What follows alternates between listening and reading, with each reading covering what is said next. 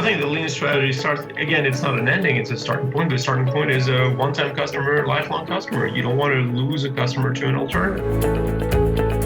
If someone asked you whether lean could be used as a strategy for innovation and growth, what would you say? Well, my two guests discussed this very topic on today's show.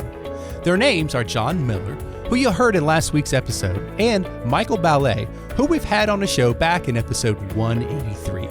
Now, I will say today's episode is a little longer than normal, but man, oh man, I highly encourage you to listen to the whole thing since John and Michael covered all sorts of ground, including why no one seems to be able to really define lean, how lean can indeed be used as a strategy, and believe it or not, we somehow managed to ponder whether artificial intelligence will be able to do SMED one day.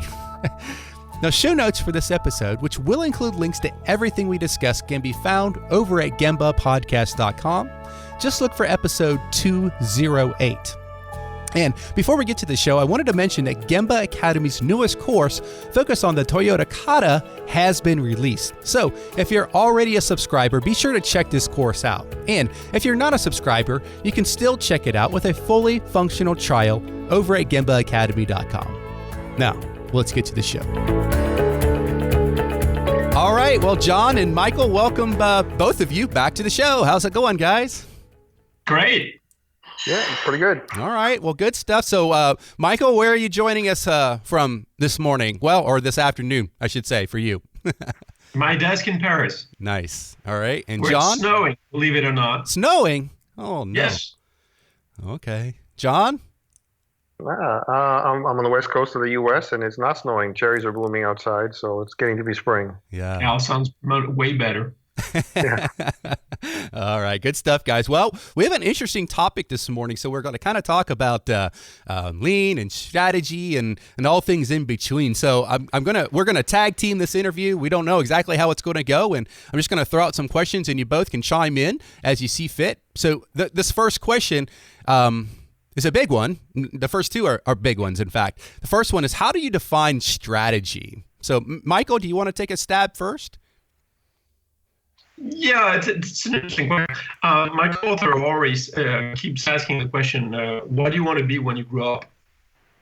And then that begs the question, what is your path to become that? So to me, strategy really is about defining success and then clarifying an approach of how to get there. Okay. John? Yeah. I think one thing that was very interesting to me or eye-opening to me early in my career was when, I forget who it was, somebody who was coaching me, somebody who was mentoring me said, strategy is about the choices you don't make or the things you decide not to do. And that might have been just directed at me because I was trying to do too much and too much youthful energy. But that's stuck with me, where strategy is what Michael said, I think, but being able to figure out what's important or what you're going to do and what you're not going to do. So to make the tough calls and say, nope, that stuff I don't have time for, resources for. So that might be a little bit of a different take on it, but that's personally what it means to me when I hear that word. Mm-hmm. Mm-hmm. I completely agree, but the biggest problem I have with strategy, I think, is with the first part, which is defining success. Is that people assume success is this or that, and when the world changes as it does now, well, that's rarely that clear. I mean, what success actually is, what we were after, what you're reaching for, is rarely that clear. So, what is success? Like from a operational perspective, how would we go about defining success? Well, I don't think it's operational. I think that's down to you precisely. That's what having a strategy is. Yeah, success. I think it's highly contextual. Depends on what you were talking about, success for a person in their life, for their family, for a CEO, for their company, for getting out of a particular situation. I think it's what you need to do to be in a better place within whatever time horizon you've given yourself, whether it's today or this year or the next 10 years. See, here's an interesting one. We know that people in their personal lives, they either have success with money, success with their career and recognition, success with doing something they really care about, or success with their lifestyle. What's interesting is very few people have everything.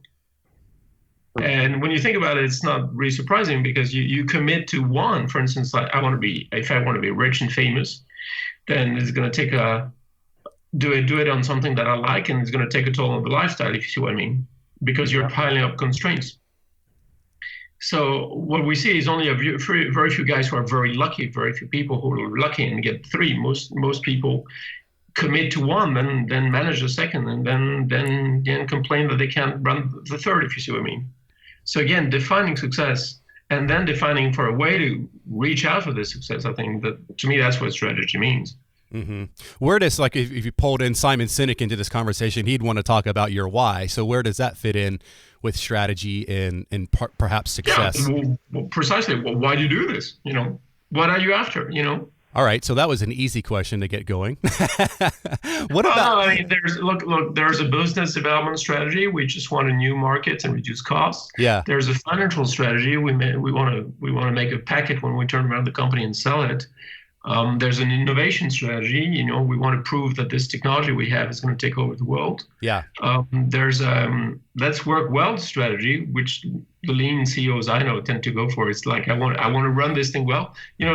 These are very different definitions of success. Yeah. Okay. So what about this thing called lean? How do each of you define lean? Oh wow. I was just reading an academic article that was saying lean is hang on in there, a polymorphic term, because nobody can ever define lean. So polymorphic, can you believe that? Polymorphic has multiple shapes and pieces to it. Yeah, I think it's a big word for an accurate description that says that it's not been defined well, and it hasn't been defined in a way that's satisfactory. I think that's something I've felt and have stated for a long time. And so, again, what definition we use kind of depends on who's asking. Somebody's asking who's really thoughtful and really wants a nuanced answer, you give them that. If they just want to know, I've never heard of this, tell me what it is, then you might give them a sort of a elementary school level answer where it goes, well, it's kind of based on TPS. It's got a longer history. It's, you go into that description. But yeah, I don't know that I have a single definition I'm comfortable giving. Is kind of the broad general audience top to bottom answer, but not to avoid the question, but I think I'd answer it based on who's asking, to be honest. Well, to me, lean is pretty clear personally, because I think Toyota came up with a new paradigm of doing business, which doesn't happen every day. And lean is about trying to figure out what Toyota's done and how it applies outside of Toyota and outside of automotive. So for me personally, it's all about trying to figure out what Toyota does and does it apply outside. In terms of answering that question, where I got to is that lean would be a learning system to increase market share sustainably and profitably by turning one-time customer into lifelong customers. And this has a lot of strategic consequences, because first it means a wider range, more frequent product renewal, higher quality, of course, and reasonable prices. And then you start unraveling this, and there are some features to it. For instance, the way to do this is you create a culture of autonomy and problem solving by teaching people to recognize waste, both to customers and to yourself. And you tirelessly try stuff to find innovative ways of eliminating both the small waste of operations and the big waste in the system, which is the helicopter thinking we talk about in the book. So I think I'm pretty clear on what lean means to me. I have no idea whether that would be a definition. Yeah, John actually wrote an interesting blog series. The last one just actually went up this morning, and he and I did a podcast as well, talking about kind of more of a I don't know if it's controversial, but it was an eye-catching title to the series, which lean is all about people ... or is it? And John posed the idea that people obviously is a very important aspect to it, but kind of thinking of lean as a three-legged stool with people being one leg. What was it? Visibility being another one, and what was the third one, John? I should know. That's flow and event size reduction and accelerating value creation. Yeah. Well, the reason I think lean is about people is not the reason most people think, but one of the rare interviews we have from Meiji Toyota, the guy who created the Toyota we know. He was describing the company in terms of, well, there was this auto guy that brought me TPS, but then there was this Nemoto guy who brought me TQM, and there was this Nakamura, whatever, I can't think his name, Hasegawa, the name escapes me, who brought me the chief engineer system. So there was a clear vision that individuals contribute to what it is, to what the company is in the end. So whether this is an individual contribution because there's some guy is having a very small Kaizen idea that contributes to taking some of the friction out, or whether there's some guy who has immense leadership and contributes something massive, like Uichi Yamada contributing the Prius. Do you see what I mean? At the end of the day, it is to be about people because it's a sum of individual contributions, and it is about making all these people work together.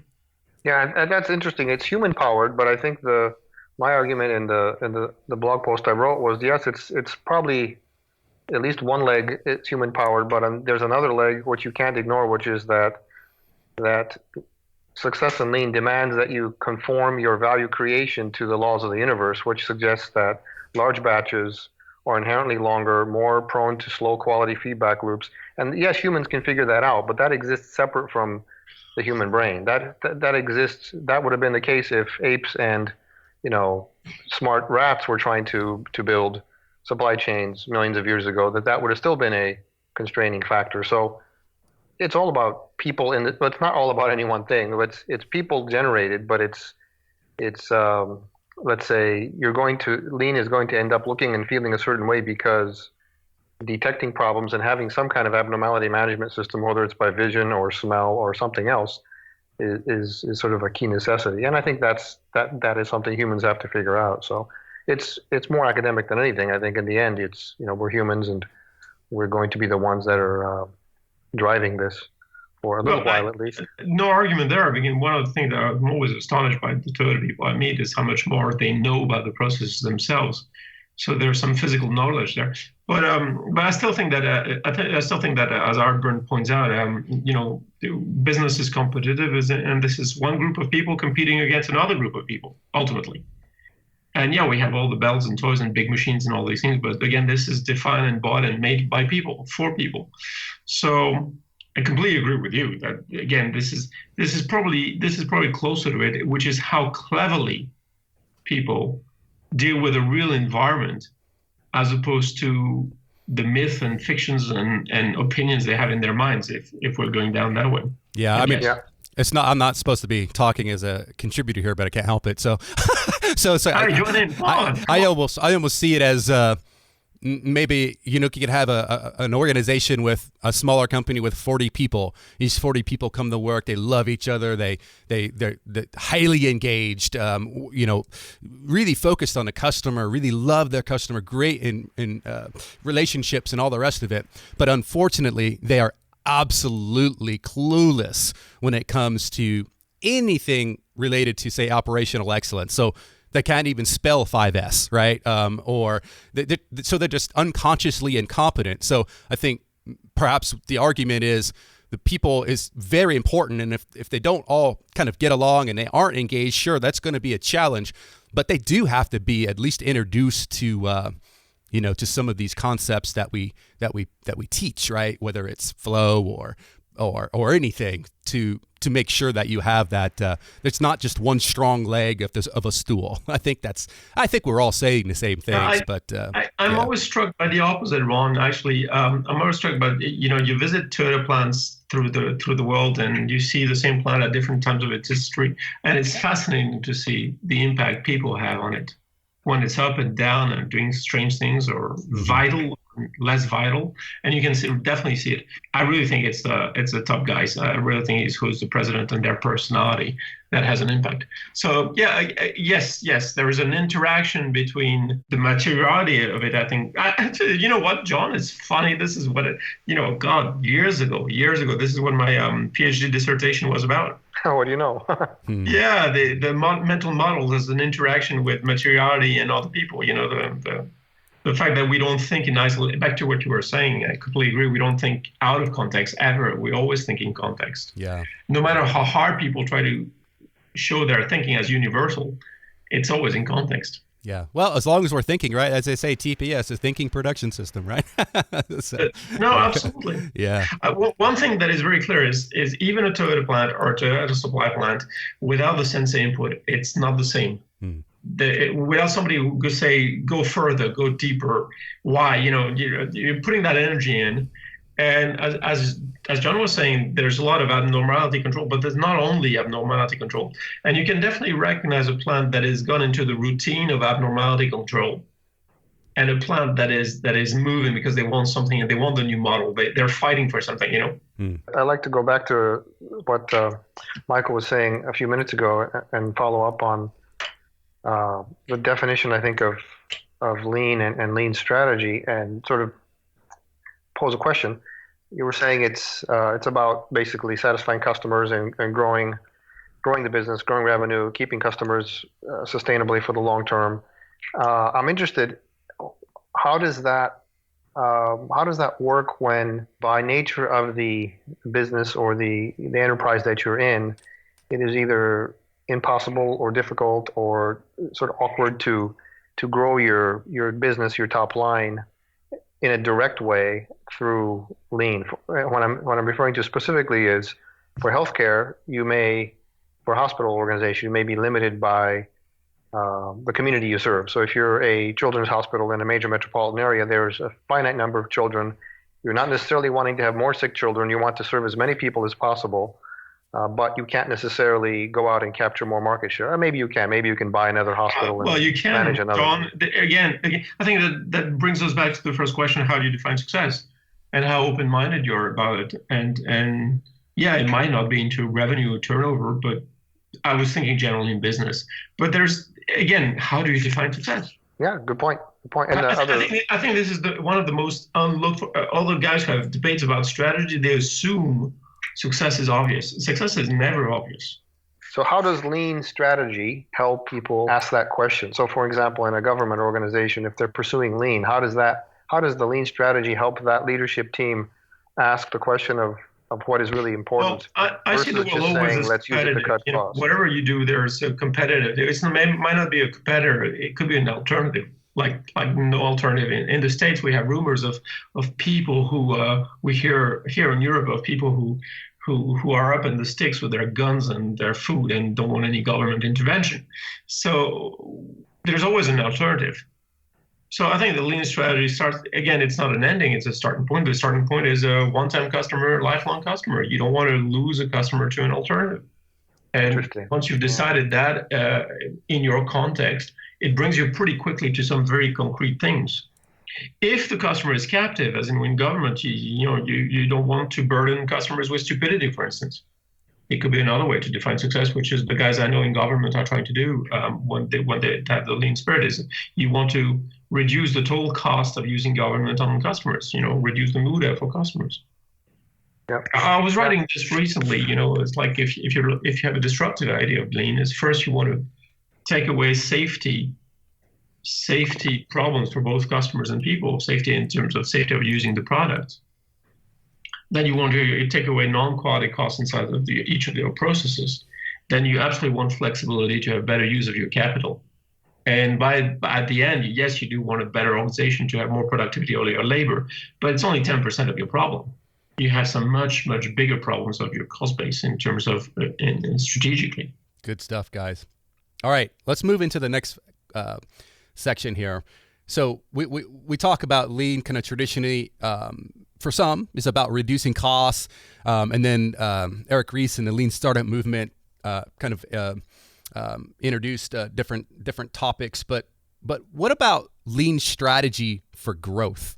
Well, lean had if we go back to this fascination I have with Toyota, what fascinates me is not so much Toyota now, is how this bankrupt local car company became the largest market share with the profitability of a boutique company like BMW in a dominated market. That is astonishing growth in a dominated market, in a completely saturated and dominated market.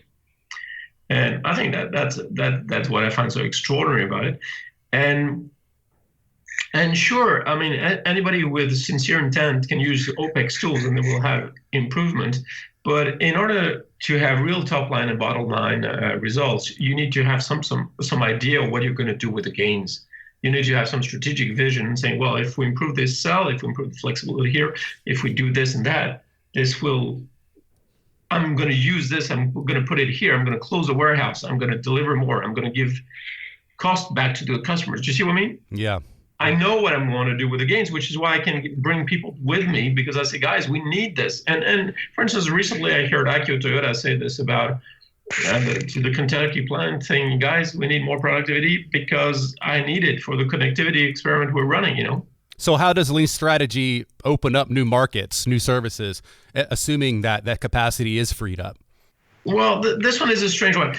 In the book, the lean strategy, at the first we talk about changing the story. We change the story, and all the innovations we're seeing in the past 20 years. Somebody changed the story of their industry, and they've changed themselves. They've changed the company. They've changed the industry, and this happens through hindsight. This whole notion of opening new market, new services, we see it as the old-fashioned, 20th century militaristic thinking. It's a very colonial approach to the world, which is like McDonald's or Coca-Cola. We have the secret recipe, we have the technology, and we're going to flog it to the natives. I really don't think the markets work like this anymore. I think the world is flat, it's saturated. I think China is the big story, and I think we have a competitor everywhere. So the real strategic question we're asking ourselves is, where are our customers going? What do our competitors offer as alternative or competing alternatives in all the technologies that might make them switch, And when you ask yourself the question, well, you have some very clear challenges to face. So you try to offer customers what it is they're looking for without having to look outside. For instance, I'm with a big company that has currently a problem in aerospace. They have a very, very aging technology. There's a solid state technology coming across, but it's not yet clear whether it completely works or not, or at what cost. It could be disruptive, but it's not there. But these guys have been treating it as a monopoly, as a rent, treating their customers awfully, having incredibly bad quality issues. So they make it interesting to explore the solid state way. Do you see what I mean? Mm-hmm. If these guys were tops, we're constantly giving back value to customers, great quality, great service, trying to work on price, as one would do with lean. Well, the customer has other problems than trying to go into a dicey technology. They might look at something else because they have a long list of problems. So we're always competitive. And I don't think it's a question of new markets and so forth. It's a question of where you are, asking yourself where is the customer going? What are they after? And what alternatives are they looking at? Yeah, what I think is interesting is, Michael, when you talk about Toyota's use TPS and lean and continuous improvement, whatever you want to call it, as long-term growth enabler. Back in the 50s, it was more a survival. It was a method, like you want to call it that. It was a necessity. They just needed it to stay in business, and they needed it to stabilize quality to be viable in the U.S. market. Then they needed to be cost competitive, and then sort of afterwards, it became more about, I guess, I don't know. Did it ever become about Toyota's ability to respond to customers, like what you said, sort of the non-colonialist approach, where it's not like, here's the product, now buy it. It's, here's what you need, so we will quickly, in an agile fashion, respond and turn around and deliver what you need. Car development, automotive developments are kind of long cycles anyway, but have they really made that? John, one of the difficulties I have is, working with CEOs, I see this a bit differently, because my main problem is development, not production. Yes. I see the factory as the sort of testing ground, as a testing machine for the development. And everything I learn in production is, whatever cost reduction I can have in production is going to be 10% of the total cost reduction, because it's all in engineering. And I've seen this. And we write about this. And my dad, when I was studying for my PhD, my dad's first experiments with Toyota as a supplier, which is basically Toyota came in on one cell, and after 2 years of work, they came up with a 30% productivity improvement. So is that good or is that bad? Well, it's 30% improvement on 10% labor costs. This is 3% total productivity in 2 years. I mean, this is what you get from any old method, Taylorism included. But what was surprising is that we suddenly realized that 4 years later, at the product renewal, they came up with a 30% total cost reduction, which they split with the supplier. Now we thought, wow. And when you go to visit the Toyota City Museum, you see all these products that you see the learning curve where they've reduced the product, the size, everything. So the big story is with products. The big story is Prius and Lexus. That's the big story. Now, the interesting thing is to make this big story work, you have to work in production to actually make this big story work. There is no distinction between strategy and execution. So I see that question very differently, because to me, the big story and working with CEOs, our big story is always the product, always, because our strategy, which is words, comes into reality, as you said earlier, John, into materiality, into people's hands as either products or services. That's it. So the product lineup, this is where the game is. Yeah, I agree with you. What I'm just wondering was whether or not speed to market has played a significant role for Toyota, and to what degree to other companies that are trying to use lean as a growth strategy, or whether it's more, like you said, being able to learn in production, learn through design, and take the cost out that way in a more sustainable way. I think we have both cases. In the book, we have, for instance, we actually put 3 pages of the book into the 11 generations of Corolla, which I just found fun. So we have the Corolla story, and then we have Lexus and Prius. So we have both cases. We have Toyota being Toyota and saying, like, we're going to come with a Corolla every 4 years. And every 4 years, it needs to be somewhat different, but there's a lot of learning from the factory that is re-injected in the design. And then occasionally, this is not just a response to their occasionally their, let's call it optimistic paranoia, makes them come up with something radical, like the Prius and the Lexus. They do both. Yeah, very good. Michael, this might be more for you. We've been talking about innovation here a little bit, but can you, aside from Toyota, you're not allowed to use Toyota, can you give any other examples, even if it's clients that you work with, you don't have to say their names, larger companies that use lean and innovate?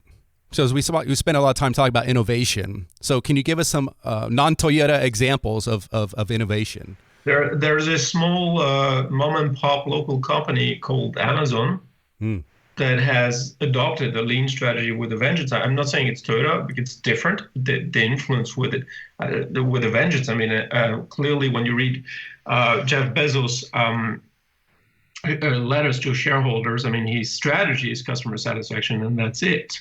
It's an obsession.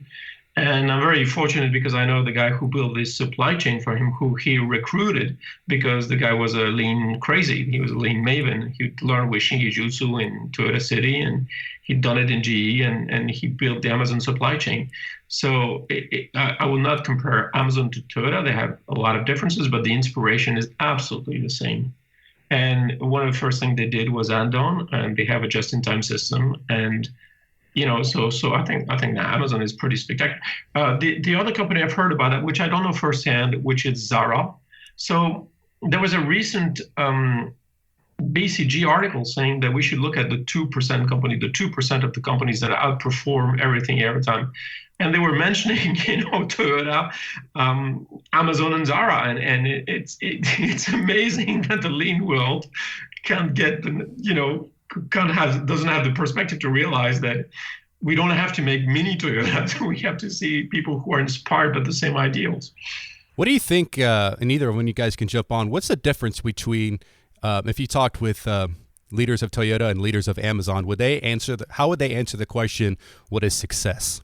Well, the success that I understand in Amazon is clearly defined by they want availability. They have an infinite shelf.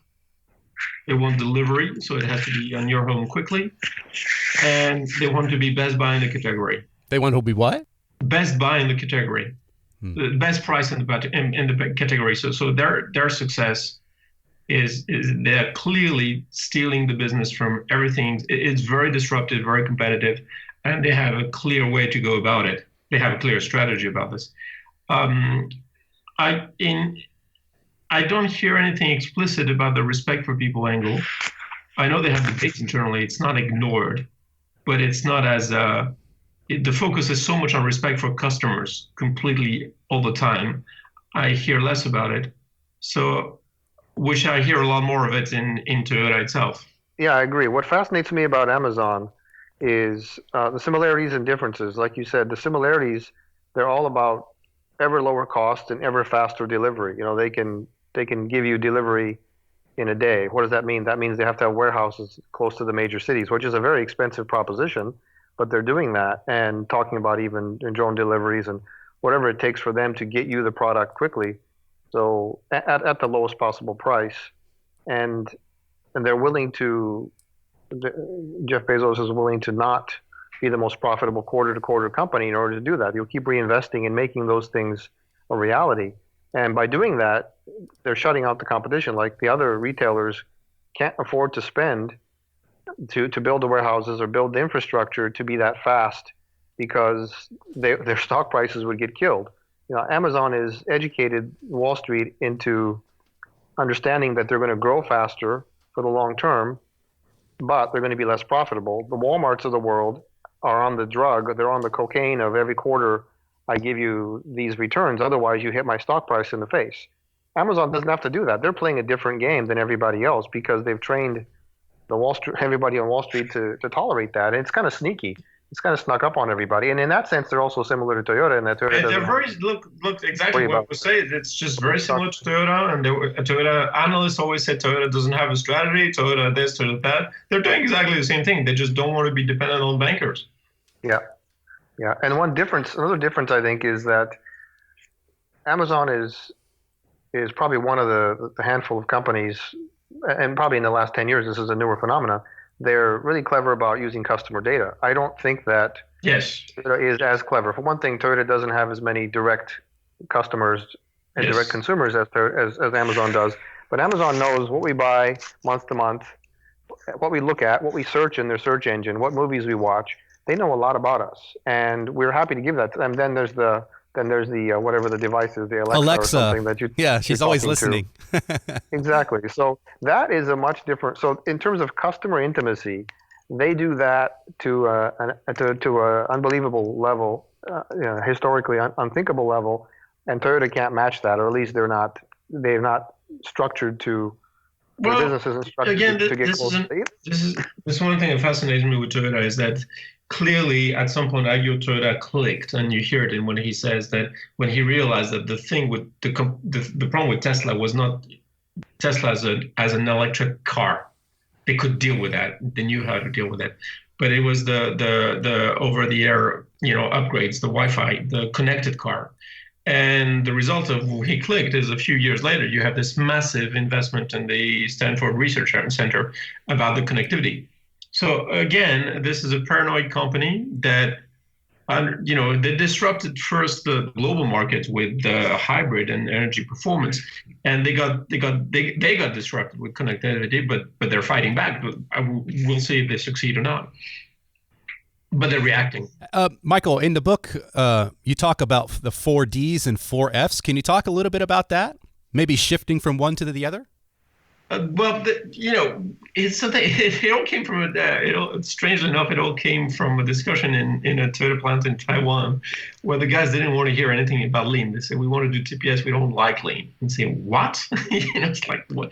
And for once, we weren't stupid, and rather than just go our separate ways, we actually went into it. We started thinking about it, talking about it, and this is a discussion that took months later through email.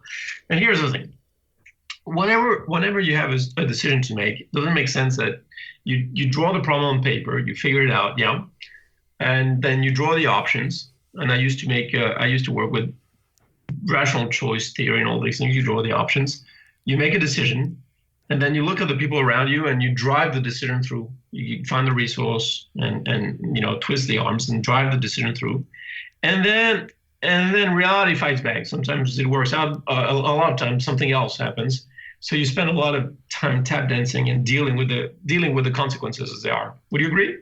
That's a fair estimate of the way we work. Yeah. Yes. No. Yeah. That sounds sensible because we do this every time. And so in lean, it means that you start with a value stream mapping, and then you break down, you look at the key choices, and then you go in the operation and say, please make these changes. You have an action plan, and then life happens. And then you try to explain why things didn't work out the way you wanted. What happens and then suddenly I discovered that lean thinking starts with the gemba. It starts with the reality. And it starts with, hey, let's solve all problems we can see right now. Then we have a list of obvious problems. If only the 7 ways to start somewhere, but let's solve real problems right now. And as you do this, you figure out that some problems are just silly problems and they go away because, okay, you fixed it. But some problems keep coming back because they're deeper problems.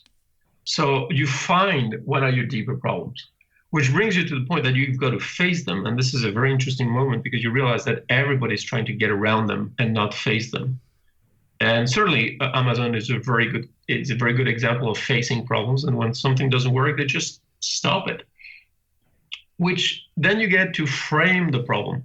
Frame the problem is express it in a way that everybody can understand. I have a sad example, sadly, but it's a recent example that I have of a frame problem is the Toyota guys in Australia, GM left, Ford left, and Toyota said, the supplier said, sorry, we can't do this. So Toyota decided to close the plant. It was a very traumatic moment. And the guys got together and they framed their problem in a way that said, last car, best global car. And I have to hand it to them because they fought for every last car. They thought they would have no motivation and people would just forget it. And I think the president himself said, yes, their last car is the best global car and it's going to finish its life in the Toyota Museum in Toyota City. They fought for it. Do you see what I mean? Mm.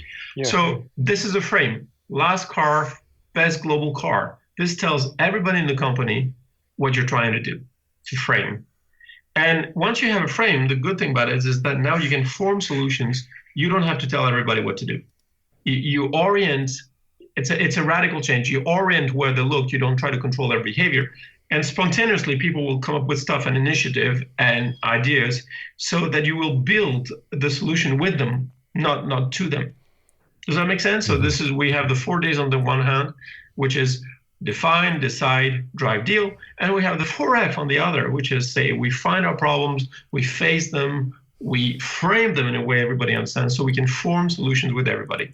Yeah, it sounds like if Marcus Aurelius were alive today and he became a lean thinker and wanted to practice stoicism, this is a very stoic way of approaching life, really. These Fs. Nice compliment. Thank you. Yeah. Yeah. Yeah. What I love about the shift from the 4D to the 4F, I think it really captures, among other things, it captures the difference. You can say the difference. So let's say how people do Hoshin planning or strategy deployment, whatever you want to call it, Hoshin Kanri, the right way and the wrong way to do it. A lot of people look at that as, oh, here's my X matrix. I'm going to apply the 4Ds and I'm going to drive it through the organization, versus using it as a collaborative, define, face, frame, form with the catchball and with getting people on board. I think that really, it's a lovely way to explain the difference in when it's working and when it's not. And I still, in my experience over the years, and now it's changing more now, I think more awareness, but in the past it was always disappointing because people see it as a way to, people used to see Hoshin as a machine to drive the 4D behavior versus a way to learn. Policy deployment. Yeah, exactly. Deployment, which is very sort of you deploy weapons, you deploy troops, you deploy soldiers in a top-down command and control way versus manage. But it has implication for the way you do lean, because again, you find yourself, rather than roll out the program, you spill over. Somebody does something good and you bring somebody else and say, please be inspired. It's like lean as a movement. We don't want mini Toyotas. We want people inspired by Toyota that do something different. Yeah, good stuff. Good stuff. So yeah, you're the new Marcus Aurelius, Michael. There you go. Hey, so we've kind of touched on this a little bit, but I do want to ask it because I had it in my notes here, and I think it's worth at least a short discussion. As we all know, many companies start lean really as an OpEx strategy, right or wrong. They do. They focus on lead times, quality, try to reduce costs, and so forth. Really, with the idea of satisfying their customers. So nothing wrong with that. But it seems like you can't go after growth until you have stability. So how do companies use a lean strategy? Is it a phase one OpEx and stability thing, then growth, or is it both at once? Do you follow what I'm saying? Yeah, it's very puzzling to me because I learned lean from my father, who who was given permission to lean by Noël Goutard at the time of Valeo, who was one of the most disruptive people I've ever met. And my dad, then when my dad became CEO again, his aim was to disrupt the market. Clearly, there was no doubt in his mind. And these two things created this huge suppliers who were Valeo and Forcia. And because before that, these companies were clearly nothing like that with the global players they've become. And then the other guy who taught me lean was Orifume, who worked with Art Byrne. And again, clearly the intention to disrupt was there from the start. So, and the same thing, I have fun. I work with a guy who founded a company that is selling cars over the internet. So the guys I'm surrounded with, I don't know anybody who's using it as an OPEX strategy. So it's hard for me to say. So I bet you've interacted with lean people, Michael, at conferences and so forth. Do you disagree that? Yes, that happens. Interact is a term. Yeah.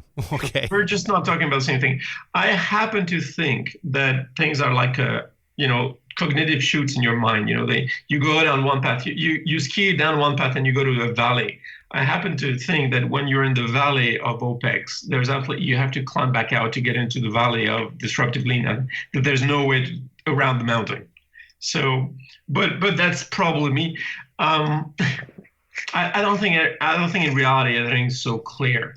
I've worked with some people who are not CEOs and who do it as an OPEX way because we have a turnaround situation, we have a big problem, and sooner or later you hit that wall.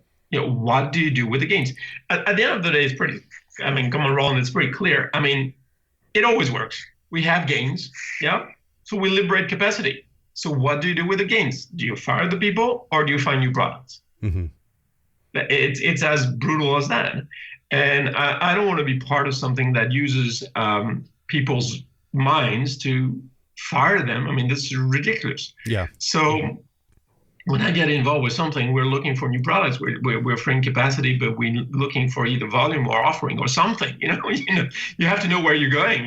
Mm-hmm. John, what do you think? Yeah, I agree. I think it kind of goes back to the definition of lean way back at the beginning of this discussion. It's almost like we have to redefine lean so that lean includes, and people say this, not firing people as a result of your improvements or OPEX actions. That has to be built into the definition of lean. Otherwise, it's not that it doesn't work, because you see companies that achieve some semblance of improvement and sort of lean-like thinking, and some companies will use it to downsize and then maybe have a second or third generation of lean that's more humane or more closer to what we're talking about. But it's almost like we have to redefine lean with that built in, to where if you're not using it for growth, if you're not using it to build people, if you're not using it to secure employments and somehow contribute to society, if you're looking at it just as a way to drive shareholder return, then that's not really lean. That's just updated Taylorism or a bad version of, nothing wrong with OPEX, but just a bad version of an unsustainable version of OPEX. So it almost has to go back to that, because as long as we're dancing around the lean is about identify the customer, let them define value, map the flow, pull flow perfection. If that's our understanding of lean, and we don't put sort of, how do I say it? People first is too easy of a way to put it, but just recognize the element that you have to secure. You have to have I think that's where this latest question of Ron's comes from. The stability question is, if you're in a situation where you've got to have layoffs to survive or to do some restructuring, you do that first, you do that, or do you just say, no, we're going to keep people regardless of whether it puts us deeper in debt, and then going to go after growth? It's a tough place. And to be honest, personally, I've never encountered that problem. I know that sounds silly, but my lean is flexibility first, guys. It's not productivity first. It's flexibility first. And flexibilizing cells or processes gets me immediately into quality and productivity problems. But then things tend to be, so I go in very hard with Kanban right away, and because everything resists, there's so much friction at first. You do have a clear the window period, and things tend to sort themselves out, and you gain customer. I have to knock on wood. I've never encountered this massively. because part of that may be the nature of employment in France versus employment in the United States. It's this amount of security that how easy it is to fire somebody here versus there. I'm not. yeah, probably it's very, That very might be hard to part of find it. somebody here. So we look for other ways first. Yeah, absolutely. No, that's probably very true. But again, I think that if we're discussing lean, the one big thing I see that to me lean is first and foremost about product range and flexibility, and capital cost, not just function cost. And so, Ron, you were discussing what happens when I talk to people in lean conferences and OPEX, and so we're simply talking about something. Back to the definition, we're talking about different object or different thing. I understand what they're telling me. I don't know what to say, Yeah, I gotcha. Because it's the same thing when you read Burn's book. The first thing he did SMED. He did SMED, and then he did SMED. And when he was done doing SMED, he did SMED. It's like. But I thought it was all about people. You do. I was kidding. Sorry? I thought it was all about people. Well, that is the point. That is the point. Try to do SMED without people. No, that is. Try to do SMED or try to do very, people without SMED, right? I don't know. It's people in a very mundane, day-to-day way. I mean, Yes. making a process more flexible is just hard.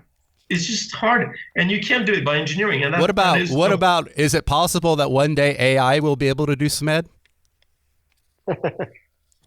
We're talking. I shouldn't even ask that. Sorry, we'll edit it. No. It's a great question. I think this is actually, Ron, I think it's a very deep question, because this is clearly what we're going through. We productivity, if it was a word, the hell out of farmers, and then workers, and now we're down to white collar workers, and anything that is rule based. Ultimately, we're giving to AI, which gives us to think that we'll have more creative people because somebody has to run the AIs. And then there's a last major problem. We still need somebody to deliver that package to you,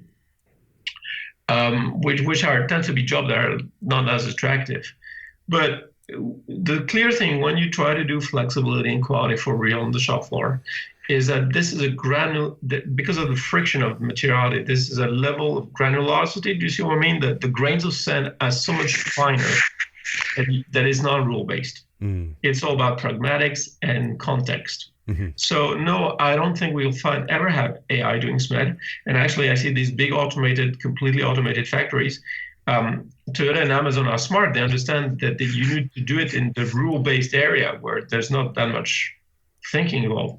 But the moment you get into creating chaku cells or having real flexibility, this is where you need the engineers working with the people themselves because of the granulosity of the problems you want to solve. Does that make sense? Is it the right world? Sure. Yeah, the granularity. Yeah, I agree on one hand, but I take the other position. I think AI will be able to do a huge chunk of the rule-based SMED. And like in anything, there's always going to be part of it that there's going to be that last 20% or 2% that we haven't yet taught the AI to do it. It may not be cost effective to do it. That's just where you got to finish it by hand. Your robot can't lap and polish that part to tenths of a thousandth of an inch the way you can by hand for some reason.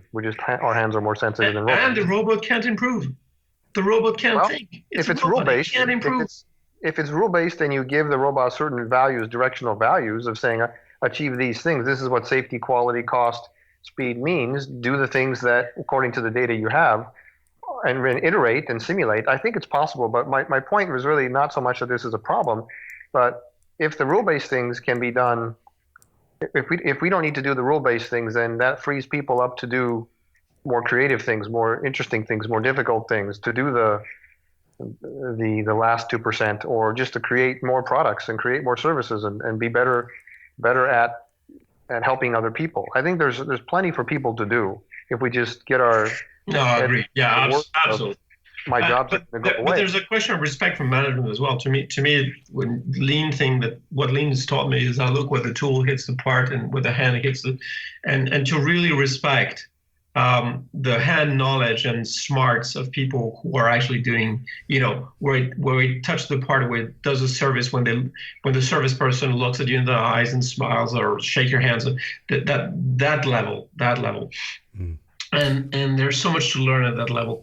And the problem I have with managers and engineers is they tend to not be interested in this, that they want these big solutions. But this is what I found with Toyota, and this is again back to when we came up with this 4F and this factory in China. I was there with the Lean Sensei. We were looking at using tablets, like iPads to check quality, and he was saying, well, I can't resist every technology because they think I'm an old fart, but I'm not sure about this. And then we looked and we say, hey, look, yeah, you're right. When it's a piece of paper, the eye immediately goes to the place on the piece of paper and looks at the card. Now, with the tablets, they're spending 50% of their time figuring out the tablet and then the card. Do you see what I mean? Yep. So this is the level at which there's so much actually in mechanical systems, there's so much to learn. And the only way to learn is to actually know how to talk to the people themselves. And I don't think this is going away anytime soon. But I think that managers tend to disrespect that and look for bigger level solutions and not care much. And they're completely missing out. Yeah, they're approaching it as a 4D rather than a 4F experience. They're saying, here's AI, let's drive it through our organization, versus saying, how can AI help us do our thinking and help us frame and find ways to apply smaller lot sizes to better serve our customers. That's the more interesting questions for humans to solve. What can we do once we're faster at doing changeovers? Not how do I do a SMED better, because that's rule based. That's easy. Actually, you're completely right. You're completely right. This internet company I'm working with on the cars. I mean, they grew from. I mean, I have a lot of time for these guys. I mean, they grew from a computer on their desk to a 430 million euros company. I mean, 430 million is pretty impressive from starting with a computer on the desk. And of course, because they're in the digital world, they have a lot of AI-ish ventures and so forth. And it was really interesting to see that at some point they got crazy there, and then they said, no, it's all BS, forget about it. And now we're coming back because we have a far more centered approach to where it actually can bring value. And it's not AI for AI's sake, is blending it with human work. And this is fabulous. So I think I completely agree with, I'm seeing it right now. I completely agree with John. This is what we need to figure out. And it's the same thing Toyota has always done, is the tool is a tool is a tool. No matter how large the robot is there to help the human. The human remains a driver. It's not the human. It's not the flexible part in the mechanical system. I think this is a profound lesson from Toyota and from Lean, and I think that is key to. It's as applicable to AI as it was to automated looms. John, don't you think? Yeah, I agree. They just have to get our thinking right about it. That's like you said. We're not a piece of the machine. The machine becomes a piece of us. Yes. Absolutely. All right, guys. Well, we're going to push an hour here. It's a great conversation. I just want to wrap things up, maybe with each of you taking a moment to maybe speak to that manager or the leader of a company who is kind of beginning there to think about a lean strategy for growth, or whatever you might want to call it, just more strategic in their lean thinking. What advice do you have for that person? Where should they start? What are some traps that they should avoid? Well, I'm a big fan of the conversion from 4D to 4F. So I think John, tell them to read the book. Read the book. Yeah, read the book. It's called The Lean Strategy. It's by Michael Ballé and several other brilliant authors. It talks all about it. I think that's one thing to do. And honestly, I think if you haven't read the book, please do. That's a great place to start. The 4D to 4F conversion, that's a tectonic shift in your culture. That's just earth-shaking if you can make it, and you should keep striving to make it. And then what Michael said earlier about defining success, what does that mean? That's something I find that is difficult. It's difficult for a lot of people, and you bolt lean on to your business plan or strategy, and you expect it to do good things, but oftentimes you don't understand it deeply enough, and you're embarrassed to admit that you don't understand it deeply enough. So you don't ask the right questions, and you sort of leave it to your lean guy to figure out. And then 3 months later, you're unhappy with your lean guy because you haven't given him clear goals, you haven't defined success, and yet you're not achieving whatever it is your boss is hammering on you to get. So define success carefully, and use the 4F process to get everybody engaged, and read the book. Oh, thanks, John. It's great to hear. It's fantastic. I mean, Dan and Jack and Ori and I are very committed to this 4F thing. We think we've seen a bit of something here, so it's lovely to hear. It's great. Thank you very much. So aside from reading your book, Michael, what other thoughts do you want to have for folks to leave them with? It's a difficult question. I think I'd say I have the same point of view John has, which is there's a question of intent. Back to the question my co-author Ori says, which is, what do you want to be when you grow up? I think that's, how clear is your intent? What kind of success are you looking for? And then I have to say that I'm not sure I'm going to end on a positive note here, but there is a skeleton in our closet in the lean world. I haven't yet seen successful lean transformation without a sensei.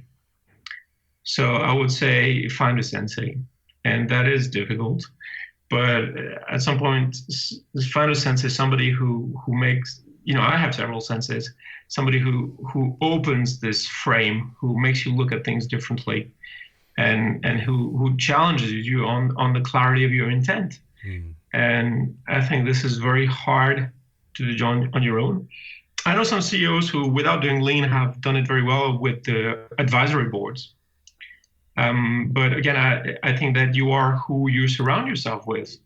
So I think that definitely would be my answer, is how do you surround yourself with people who are going to help you see beyond what you see and look at things differently, whether in lean or non-lean ways. I don't think it matters. But again, one of the conclusions of the 4F frameworks is that we're not just the masters of the universe. We are who our allies are. We build things with other people, and I think this is a radical shift in perspective when we understand that the people we surround ourselves with have a disproportionate influence in what happens to us.